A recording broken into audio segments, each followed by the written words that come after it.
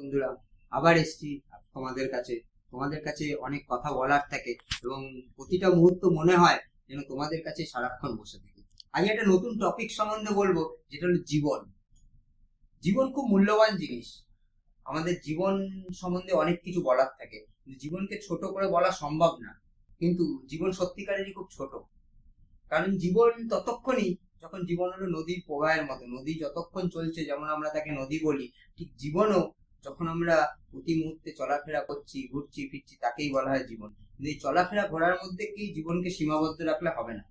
জীবনে এমন কিছু করে যেতে হবে যেন আমরা পরলোক গমন করার পরেও প্রত্যেকটা মানুষের মনে আমরা জীবিত থাকি। আর সেটা তখনই সম্ভব ঈশ্বর সাধনার মাধ্যমে।